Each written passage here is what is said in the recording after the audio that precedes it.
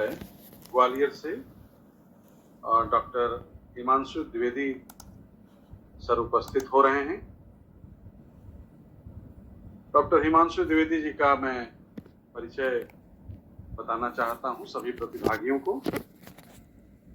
आप वर्तमान में नाट्य विभाग जो उस विश्वविद्यालय का है उसके आप अध्यक्ष हैं। विश्वविद्यालय में डीन ऑफ स्टूडेंट भी इस समय हैं। पंजाब विश्वविद्यालय चंडीगढ़ से आपने 2 स्वर्ण पदक से डॉक्टरेट की उपाधि प्राप्त की है। नाट्य और रंगमंच में यूजीसी नेट ये सब 3 बार आपने उत्तीर्ण किया है। संगीत नाटक अकादमी जो केंद्रीय संगीत नाटक अकादमी उससे आपको बिस्मिल्लाह खां युवा पुरस्कार कलाकार पुरस्कार से सम्मानित किया गया है। आप निर्देशक, अभिनेता, गायक और लेखक के रूप में भी विख्यात रहे हैं। 150 से अधिक नाटकों में अभिनय किया है, 48 से अधिक का निर्देशन किया है, जिनका 400 बार विभिन्न स्थानों पर मंचन हुआ है। उनके नाटक मुख्यतः बुंदेली भाषा, संस्कृति, लोक नाट्य परंपरा, विशेषकर बुंदेलखंड की लोक नाट्य शैली स्वांग पर आधारित होते हैं। उन्होंने नगरों के साथ साथ ग्रामीण क्षेत्रों में भी कार्य किया है। 1000 से अधिक गाँव में बुंदेली लोक नाट्य का मंचन किया है।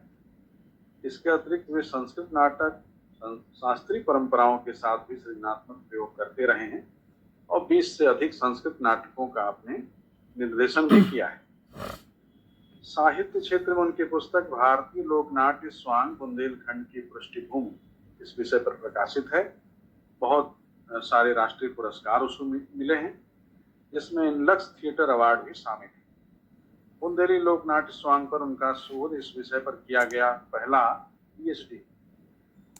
वे पूरे भारत में नाट्य और रंगमंच विषय पर यूजीसी नेट JRF की पहली 4 पुस्तकें लिखने वाले लेखक हैं, जिन्हें India book of world record द्वारा मान्यता भी प्रदान की गई। इनमें एक आदर्श नाट्य संग्रह, रंगदृष्टि, वस्तुनिष्ठ प्रश्नोत्तर आदि शामिल है। उनके 50 से अधिक शोध पत्र राष्ट्रीय और अंतर्राष्ट्रीय शोध पत्रिकाओं प्रकाशित हैं। वे शोध पत्रिका कला स्वरंग के संपादक है और अनेक यूजीसी मान्यता प्राप्त पत्रिकाओं के संपादन मंडल में भी हैं।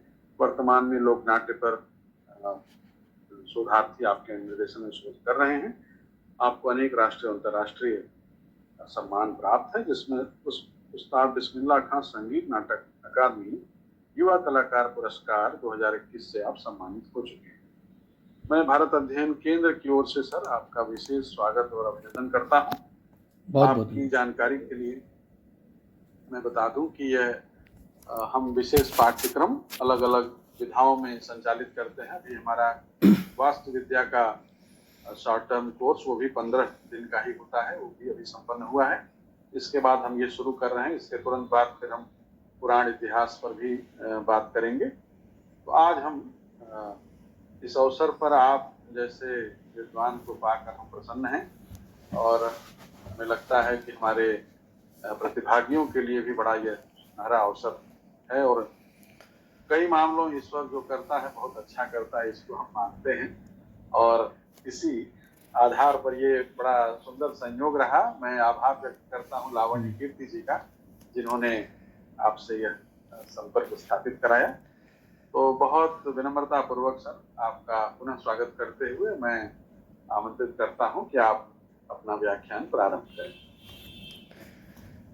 आंगिकं भुवनं यस्य वाचिकं सर्वांग वाङ्मयम् आहार्यं चंद्र तारादि तम नुमः सात्विकम शिवम। ऐसे सात्विक शिव की वंदना में जो अभिनय की प्रस्तुति होती है, उसी क्रम में सर्वप्रथम भारत अध्ययन केंद्र के परम सम्माननीय आदरणीय अमित पांडे सर और विशेष रूप से आदरणीय लावण्य कीर्ति मैम, हमारी अग्रज, हमारी मार्गदर्शक, जिनका मार्गदर्शन और सानिध्य हमेशा प्राप्त होता है।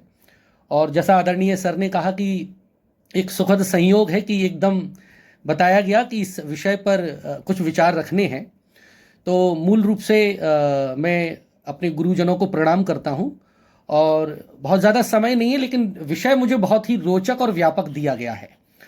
तो लोक नाट्य स्वरूप एवं वर्गीकरण, इस विषय पर मूल रूप से जितना कहा जाए, जितना बोला जाए, जितना किया जाए लगभग वो कम है, लेकिन फिर भी मैं बहुत संक्षिप्त रूप में इस विषय को रखने की कोशिश करूंगा और अपने पूरे लेक्चर सीरीज को लगभग मैं 2 पार्ट में डिवाइड करने की कोशिश कर रहा हूं।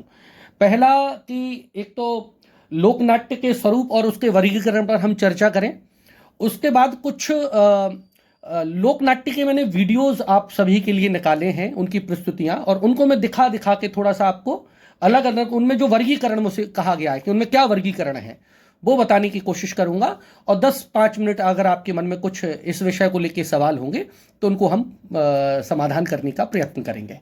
तो सभी को पुनः प्रणाम कर। ये अलग बात है कि 1 घंटे का ही समय है, तो इसको हम कहते हैं कि एक शब्द नया आया है, इसका कैप्सूल फॉर्म। एक ही बार पिला दीजिए जी, कम में ज्यादा बात, लेकिन बहुत मतलब बिल्कुल जो तरीका है अकादमिक, अगर ये है ऑफलाइन, अगर ये होता तो अद्भुत था। ये बहुत अच्छे ढंग से आपने पूरा व्याख्यान प्रेजेंट किया है, इतने सारे प्रमाण आपको देने थे, सब कुछ आपने किया है, तो बहुत सुंदर व्याख्यान के लिए हम बार बार आभारी हैं आपके। बहुत बहुत इतने कम समय में मतलब जो मैंने जो आपसे कल बात की और आज आपने इस तरह प्रेजेंट किया, ये बड़ा गुण है और वह दिख रहा है कि आपका जो काम है वो साफ साफ आपके व्याख्यान में दिख रहा है। तो सभी प्रतिभागियों की ओर से, अपनी ओर से, भारत अध्ययन केंद्र की ओर से आभारी हूँ सर। बहुत धन्यवाद। 32 प्रतिभागी शामिल हैं, वाह। और जिसमें कुछ लोग ऑफलाइन, कुछ लोग ऑनलाइन इस माध्यम से जुड़े हुए हैं। किसी प्रतिभागी का कोई प्रश्न हो तो आप पूछ सकते हैं सर से। जी, बोलें।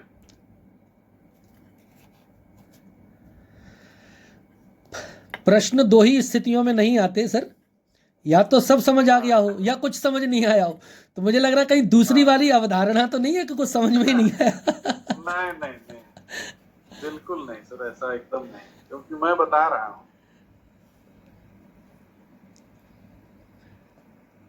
अब देखिए प्रतिभागी यहाँ पर बैठी हैं मैडम, हमारे यहाँ सेंट्रल लाइब्रेरी में है, स्टाफ हैं आप, और वो भी इसमें अलग अलग रिसर्च स्कॉलर भी हैं, मास्टर वाले बच्चे भी हैं, जी जी जी, और असिस्टेंट प्रोफेसर भी हैं, सभी लोग हैं इसमें जुड़े हुए। तो अभी वो कह रही हैं भाई कि बहुत सारे तो हम लोगों ने आज जाने, ये भी है। तो बहुत अच्छा है, पहला वाला सर सही है, दूसरा जो आप कह रहे है ना जी। तो बहुत अच्छा संयोग बना। मैं फिर से कह रहा हूँ, ईश्वर जो करता है अच्छा होता है। जी, बहुत अच्छा व्याख्यान आप कर रहे हैं, मुझे लगता है कि सभी लोग संतुष्ट हैं। किसी के कोई इस तरह के प्रश्न, क्योंकि आपने कुछ छोड़ा नहीं ना, जैसे अगर कुछ छोड़ दिए होते तो पूछते कि अच्छा सर उधर कौन सा होता है, लेकिन यहाँ पर सब आपने समाहित कर लिया है कम समय में। तो फिर से आपके प्रति आभार सर। बहुत धन्यवाद, बहुत धन्यवाद सर। धन्यवाद सर, प्रणाम। प्रणाम सर।